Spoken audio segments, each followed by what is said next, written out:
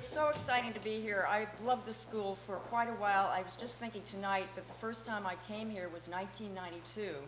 I came here and actually had the guts to take the drawing marathon, which was very humbling, very difficult, trying little thing to do for 1 week.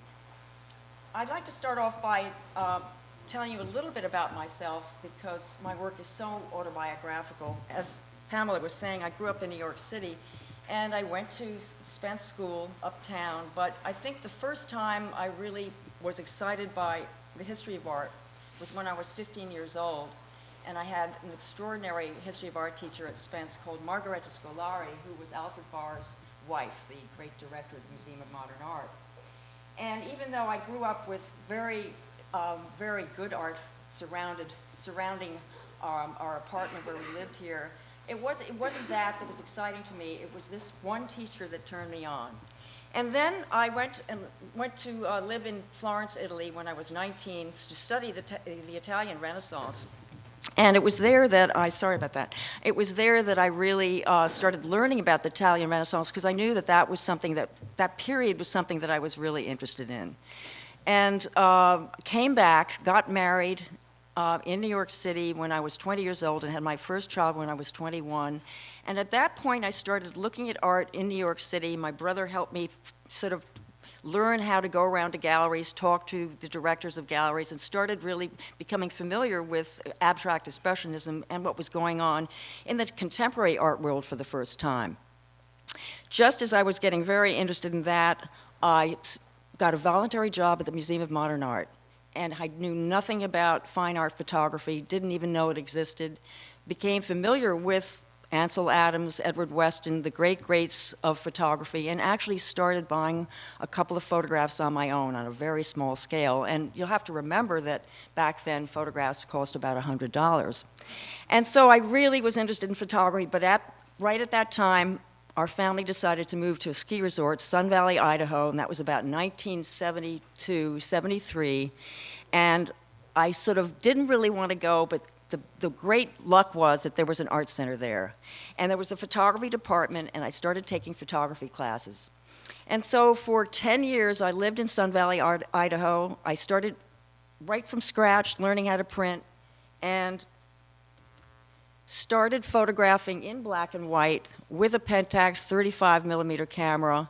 And the photographs that really interested me were the photographs I took when I came back to Rhode Island, where I still live today, to the summer resort.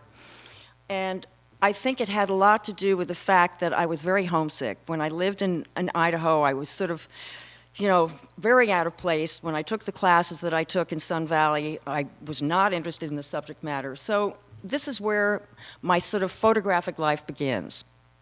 I'd come back to Rhode Island. I noticed how differently the people dressed, how they moved, the difference between the people in the East Coast that I knew and had grown up with and the people in the West Coast that I was becoming familiar with in Sun Valley. And, that was a lot of Californians. And so as I walked around this small town I still live in today, I would photograph sort of situations that I thought were quite strange. I never asked people to move. I never directed them. I was very much like a street photographer.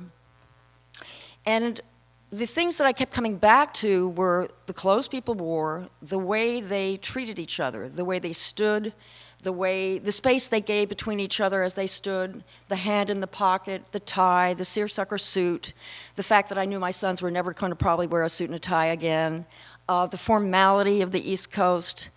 And I cut the heads off of the people in the pictures because I didn't want the photograph to be focused on the people themselves. I wanted the viewer to look at the gestures and how people really reacted when they were sort of standing or moving around each other. In about 1989, at the Sun Valley Art Center, where I learned everything sort of that I knew about photography, Mark Klepp became the director, and he taught color. And I thought, oh gosh, I'm not going to like that. And with my same Pentax camera, I started focusing more and more on a narrative that I became interested in as I was taking these classes. And the classes I was taking in Sun Valley that were given by all the top photographers in the country. It was just a miracle that they came to this little ski resort.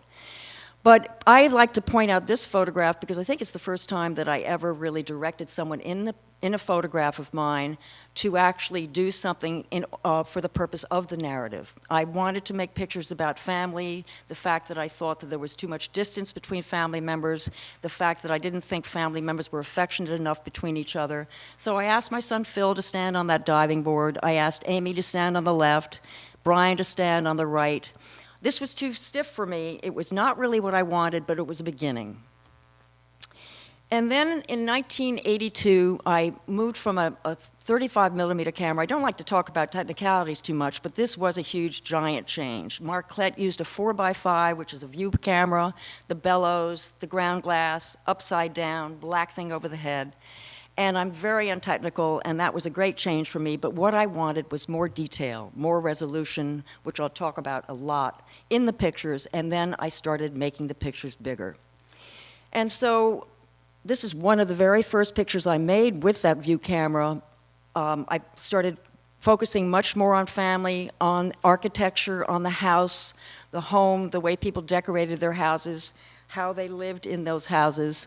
I also started at this point thinking about Renaissanceian Italian painters and Dutch 17th century painters because I was frustrated by the flat page that photographs are made on. I was trying to create space. I was reading a lot about the structure of art, how to create space, and would make these sort of devices such as the hammock, and would try with great sort of difficulty to try to make the viewer's eye move around the photographic page. I never really, still, this is 1982, asked people to do too much, but I wanted to photograph inside. And with a view camera, that was very difficult. I didn't use lights at this point. I was working on my own, so I had to ask the people in the pictures to hold still. This is called Beverly, Jill, and Polly. And so for 1982-83, I went on with this view camera, the 4x5, inside, asking family members, that's my son, my stepmother's son and daughter, who happened to be the same age as my son, in the living room that looks very much like I grew up. And I was frustrated because I had to still ask people to hold still because otherwise they'd be blurred, they were long exposures, and these pictures were stiff. But this is where I was at that point until I made this picture called Sunday New York Times. And one of the things that I always will be grateful to is to find a great subject. And that subject, especially in photography, has to do with the kind of human being who's kind of a ham, uninhibited, and mostly unaware of the camera. And this family was that. They also knew what a 4x5 was. They were interested in photography, and they didn't stiffen up or move around when I came into the room to photograph. So I knew they hung out together like this. I knew I wanted the father at the head of the table. Everyone else sort of fell into place. I had to ask Michael to hold still, so I'm shouting 1,000, 2,000, and luckily everybody else just sort of sat there. I didn't move the bottle of milk, I didn't move the beer bottle. And in 1983, this photograph was accepted into a show at the Museum of Modern Art called Big Pictures by Contemporary Photographers. And that show was pivotal in the history of photography. It was about the fact that photographers were making bigger pictures. They weren't posters. They weren't sandwiching them together or taping them together. And it was a thrill to be in this show. And that show had some of the photographers that I still get sort of coupled with that started the movement called staged photography or arranged photography, and went on in 1983 to continue to try to take more pictures of family inside. This is called the graham cracker box. Again, we just came back from tennis, the kids are in there, the dishes haven't been washed, everything's left. I sort of still came from the school of Winogrand and Lee Friedlander where I didn't feel I could move anything or arrange anything, and yet I asked the babysitter to sit over there because I, again, was trying so hard to make the space be inviting for the viewer to come into. And maybe move the graham cracker box. Yes, I began to move things. I just sort of made the graham cracker box open so it was falling out. I had this idea of saying, this is perfect, but just beware. There are things that can fall apart. People started asking me if I had hired a production designer. Because So many people had not seen interiors like this, photographed with a camera, a 4x5 camera with these pictures were now 4x5 feet, 48 by 60 inches. And I went on to make more narratives. This is about a subject matter that still interests me today, and that is the respect of a child toward their parent. The way I was brought up, that after we moved to Sun Valley, where things were very casual and low-key, and there nobody would think of asking their kids to stand up when an adult came into the room. So I went on to really think about that kind of narrative. And then once in a while, out of maybe 400 sheets of film I'd shoot in a year, I'd get a picture that was up to my standard. And this is called The Reception. This was my sister's wedding in 1985. And I just want to go through and dissect this picture just to let you know a bit about what happens when I take a picture like this. Hold on 1 minute while I get a drink of water. Okay, this is a wedding. I'm by myself. I've got the 4x5. I'm carrying the film backs between my legs almost. I'm trying to look dignified. I go into a very small room that I know. This is my aunt's apartment. I've grown up going to this apartment. I know that it's spectacular and special. I don't know, and I'll never know, and maybe my sister Jill remembers whether I asked her to stand up or not. But what the miracle is, what the gift is, the gesture of Jill, her hands, the gorgeous dress, the hat, and then look behind her at the angel that is part of the lamp, the angel that happens to have the same kind of dress that you can see through the angel's legs. The angel has a halo that looks like Jill's hat, the two flowers that are like earmuffs behind Jill's ears, and then Andrea, who's sitting there, and this is all in seconds, red hair that matches the walls, has the white dress. I think to myself, should I ask Andrea to get out of there because she's blocking the viewer's entry into the picture?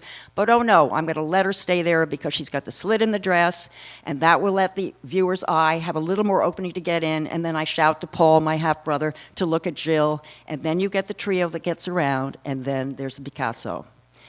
The Picasso with the hands that are like Jill's, that are like the angel's hands, with the strange eyes and where he's looking, and then the painting of the three apples on the right. And to me, this is a miracle. You know, how do you get this? So this is 1985, The Reception. And then Jill, who's one of my great subjects. You know, I always think about Woody Allen or Ingmar Bergman, who go back to the same actors. Sorry, I'm not comparing myself to them, but it's a good comparison to say, why do certain directors or photographers go back to the same characters, the same subjects over and over? Well, first of all, you know them so well, you don't have to explain anything. But that's not just it. Jill is one of the few people I photographed, my friend Sheila is another, who is oblivious to the camera, who knows herself, and who's uninhibited. And this is 1987, the first time that I had a subject look into the camera. It's funny how it can take 1 year, 2 years, these stepping stones to get to a certain place where I said, okay, I'm going to let this happen. That's only because Jill had the ability to look through the camera. Most people that you photograph are looking at the camera. But then look at this Dutch 17th century setup. The light I have, I'm finally using lights. I'm sorry, I forgot to say that. This is a huge difference. That means people can move. I can keep the resolution. Jill's husband's helping me in the back. I'm finally asking somebody to help me. But look at the line going down the middle of the sink, and then the brush I decided to bring out a little bit, which is a Dutch 17th century device, just to tweak the eye of the viewer. But then the most important thing is that line of the mirror, which is like a great stroke of a pencil or charcoal to bring that eye of the viewer into the center of the picture, but then you get the doghouse. And I tried many other pictures with the curtains closed, but then you get the radiator, and then you get the sill above it, and all these levels. And then, Polly, I would say to them, and this is how I direct the people in my picture, I'd say, okay, come forward, come on, keep walking. And still shooting one film, the next film. And then what happens is people start talking and they start forgetting me. But this is on the cover of my book, Theater of Manners, and it's called Jill and Polly in the Bathroom. And this photograph, Peter and Marina, Marina's 7 years old. I continued to photograph Marina, Peter, every 7 years. Here she's in the same room I decided to make a vertical. This is with an 8x10 camera, which doesn't make much difference to most people, but to me, it made a more formal kind of picture. I'm starting to use lights more. I've got lights in that closet behind me. There are things that are very important to me. That slit of pink between the two little girls, those little spaces between people I've always been interested in. And then look at the little girl. She's pulling in the background. She's pulling the ribbon up as if she is bringing the hand of Marina's father over to Marina. And her little hand, you can see this when a picture's 4 by 5 feet. The little hand of the girl behind is underneath, and then you get this little string or the vines of the quilt that are bringing Peter's hands around, and then this wonderful lighting that also has a lot to do with what happens to the color. So then you get Marina, Peter 7 years later, and then Marina and Peter 7 more years later. Marina at 18, same room. She's got the world just wrapped around her.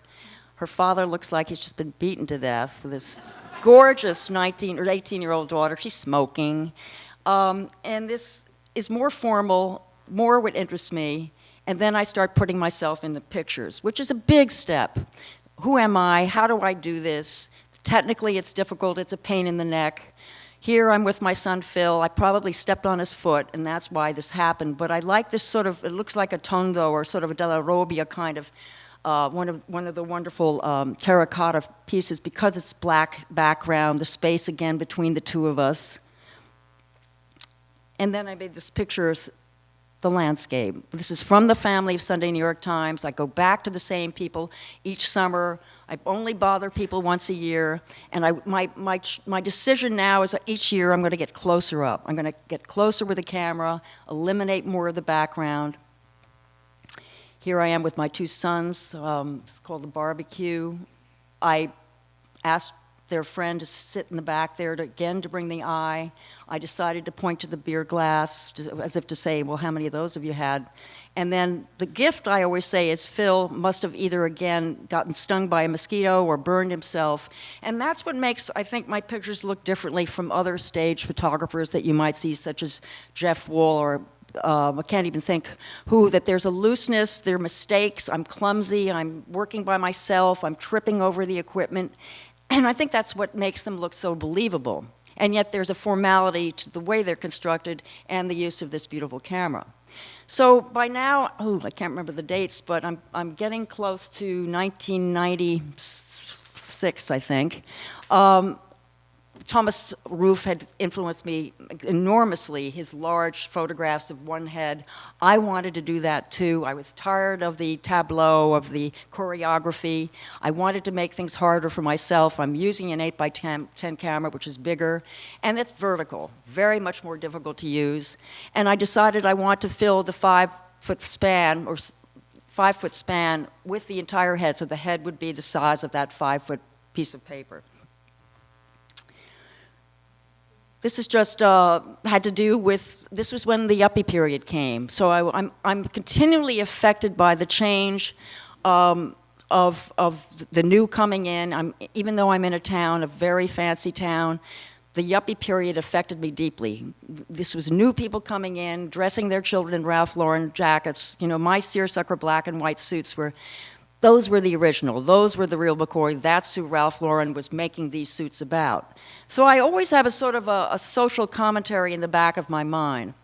So I can't remember dates too well, I'm saying 1996, I'm tired of photographing at home, I'm tired of photographing family, and I decided to go out in the world and realize why people stay in one place, because it's complicated to go into public places, but I have an entree into the Metropolitan Museum of Art.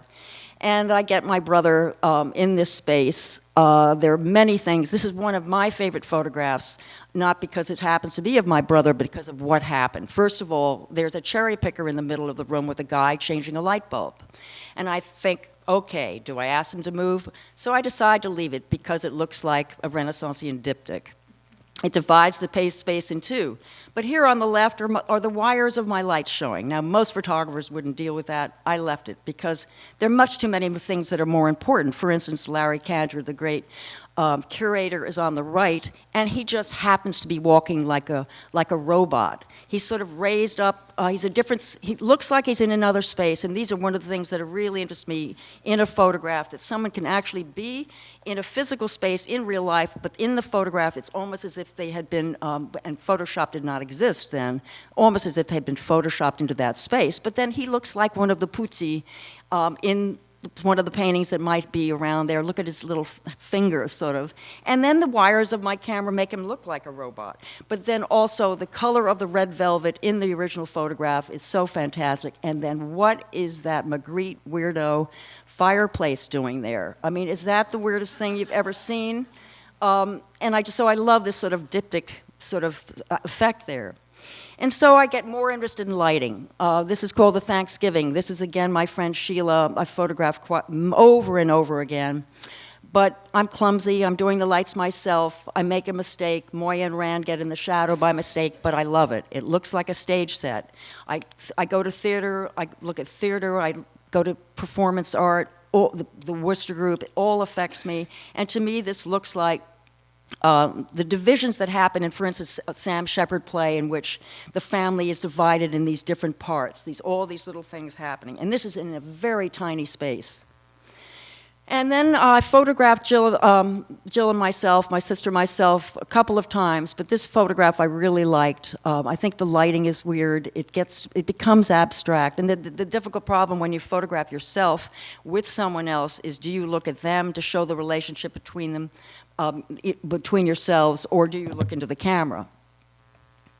And then I decided I was tired of photographing at home, and I went to Europe. I had friends who helped me get into the American Academy in Rome as a visiting artist. I only knew very few people. I started off in Italy. This happens to be, this project took 8 years. I went to 6 countries. It started off in Rome. This is England, obviously, and this is at Eton.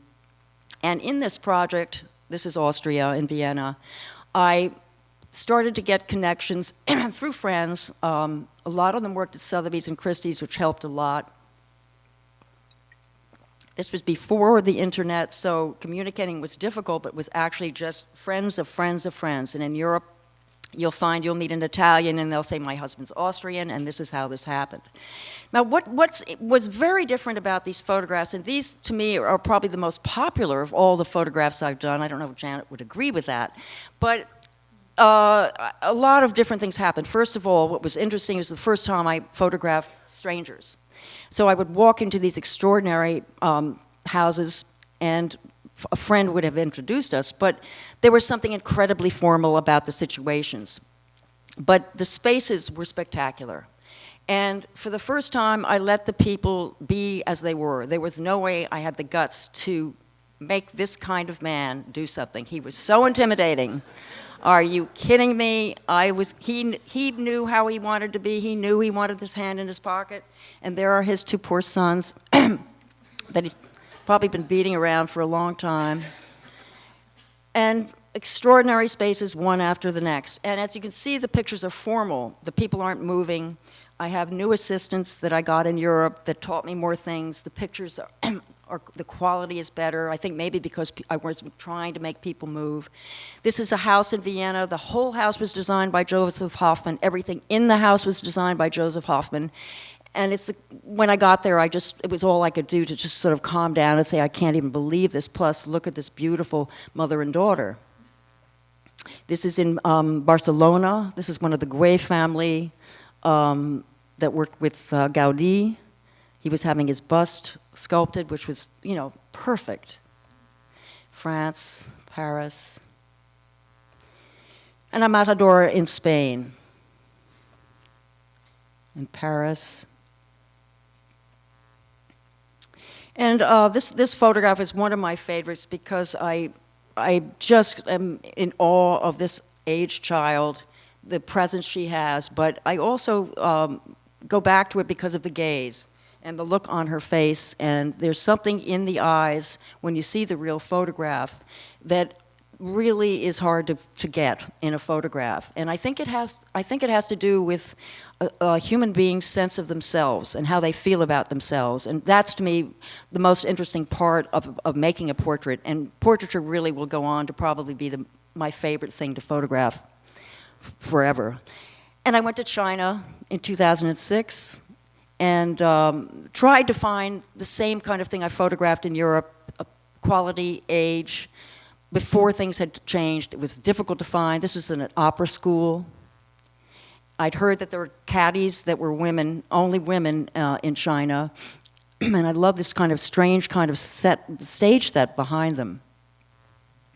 And then I made the book Players, and Chip Kidd, the great jacket designer, helped me design this book. It's something that I've always wanted to do. It's a combination. I did a theater project photographing theater groups such as the Worcester Group and Richard Foreman, Target Margin, and then I did lots of work in editorial work and fashion and commercial work and family commissions. And so I gave my a bunch of photographs, years worth of photographs to Chip Kidd, not telling him one single thing about what the photographs were or what they were about. And this is the cover he came up with. The photograph on the left is of a girl that was in a play called Dames at Sea, which was a small summer stock play where I lived. And then the photograph on the right is a family commission, and he split the picture in two as if it looked like the curtain was opening to this play behind. And here's the photograph. I've done many family commissions, but this, of course, is the best, because how many people are going to have a real boa constrictor and come out in a dress like that with the motorcycle gloves on in a very conservative family? And here is the Dames at Sea lady. And so here's a page. I'd like to show you the side-by-side setup that Chip did and how very much I wanted people that looked at the book to connect from one side to the other on the pages. And it had nothing to do with the subject matter, but for instance, the lady in gold, well, I can't really show it here because things are really small. There's a little gold kind of statue on the floor, but just I photographed this Big Apple Circus, but on the right is a commercial I did for Theory Clothes, and just the juxtaposition of the two. On the left is just a field day in our summer little beach club of this strange weirdo outfit this little boy was wearing, and on the right a fashion shoot, but look what Chip did with the blue, the color blue, and the arms, and things like that. This is my niece Polly's wedding, but on the right is a Richard Foreman play, which, you know, is like my dream, is to have a set like that, to have actors.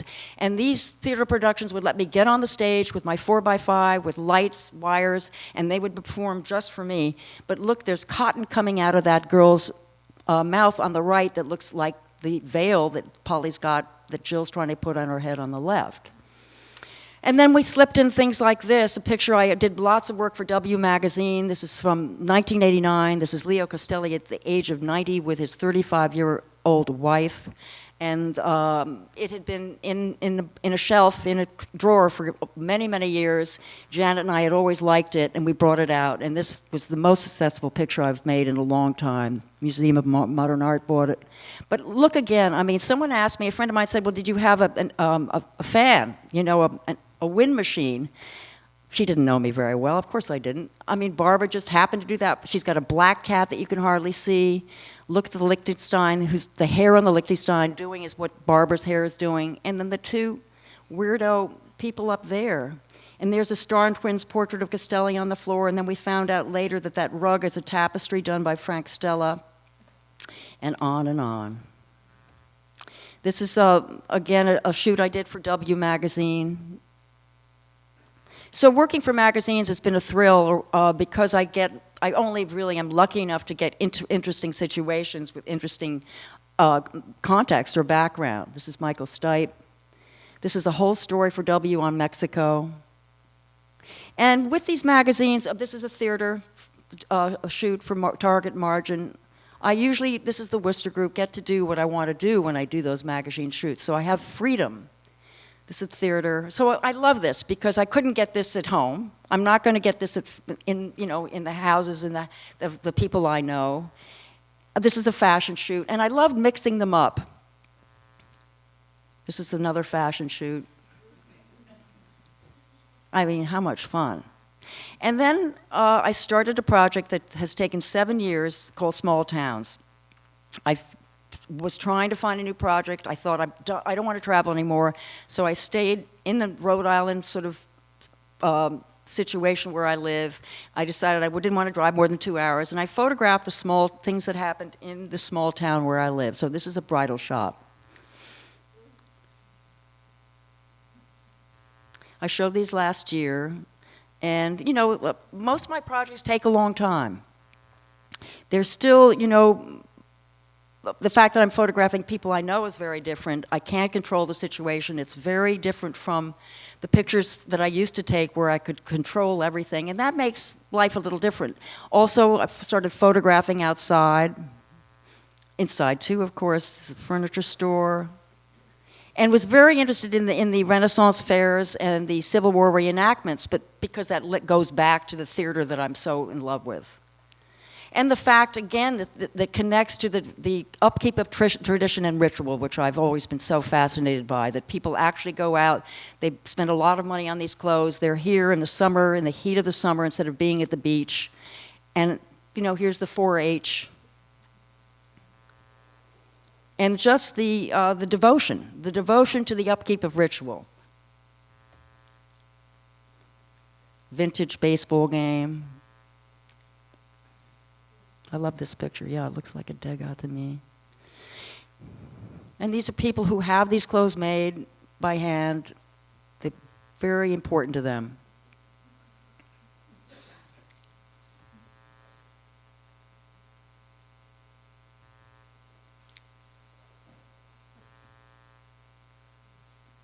So there's a fine line between, you know, how much you can tell a stranger what to do and how much you can't. In 2003, I started photographing in black and white, and I've gone along photographing in black and white since then, and sort of had these sort of collected in a drawer, never really shown them, not done anything with them. They interest me very much because something happens to my brain when I sort of think about black and white, work in black and white. I wanted the pictures to be sort of abstract or surreal or weird. And I just think that there's something about the texture and the graphics of black and white that are so interesting to me. It sort of compares, I compare it to drawing. And the scale, again, the lines that become more graphic than they would if they were in color. And along the way, while I'm taking these pictures, I'm trying to photograph construction and new housing, again, the things that sort of affect me very much in the small town I live in.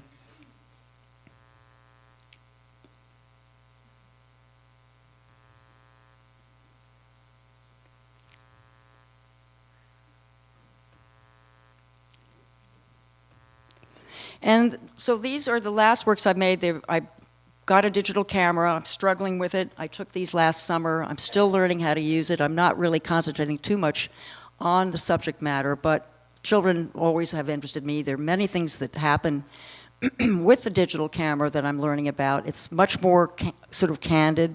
I can walk around with it in my hand.